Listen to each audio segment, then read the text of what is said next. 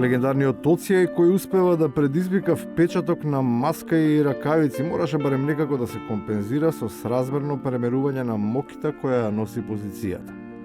Инстант операциите не носат ништо добро од целта не е да се направи рационална дистанца, туку да се доведе во незавидна позиција оној кому му е доверена задачата по секоја цена да направи растојание.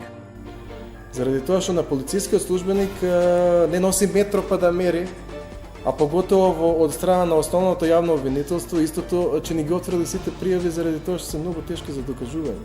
Тие пријави кои се тешки за докажување губат својата смисла кога наместо реално се води политичка битка. Во неа трката за локална популарност ја следат низа контроверзи, но и ставови кои натаму и пркосат на целта која наводно се сака да се постигне. Оттаму не треба да зачудува контрадикторноста на бунтовникот кој никако да ги определи приоритетите, да биде грижлив по цена на здравјето или допадлив, без да се плати неговото загрозување. Во овој момент интересот ми е само епидемијата и здравјето на моите граѓани. Одлуката на владата да носи казни по однос на неносење на заштитна маска ќе ја предложиме на владата во овие тешки социоекономски моменти да не се казнуваат граѓаните. Колку и да е едното спротиставено со другото, трката по публицитет и неприроден пиар наликува на некои времиња кои се смета дека треба да бидат заборавени. Такви се оние прашања кои всушност и не се тоа, туку се квази заклучоци од кои се добива впечаток дека наместо објективност се гради поданичко новинарство. Александар Радиопет Прилеп. Добар ден, господине министер. Бројот на новозаболени во општина Прилеп од COVID-19 континуирано се намалува, а се зголемува бројот на оздравени.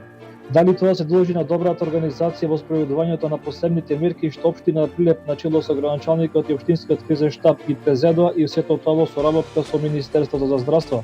Оваа репрезентација на прилепската клима создава впечаток дека таму се креира некаква нова мода, во која се е во толку убави бои кои ги параат очите и не дозволуваат да се види вистинската, потесна или поширока слика. Изгледа дека не секому прилега таквиот стил, однапред се одбива носење украсни реквизити.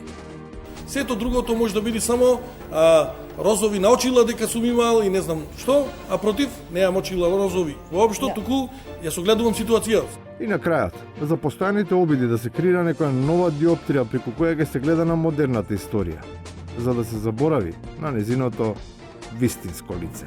Во што учествуваше, Павле? Тие луѓе што влегоа, зошто мене не ме тепа? Која е причината мене да не остава тебе да те тепа? Секогаш имало, има и кој сака ќе најде причина за тепање, ама никогаш толку добро оправдување за неговите последици.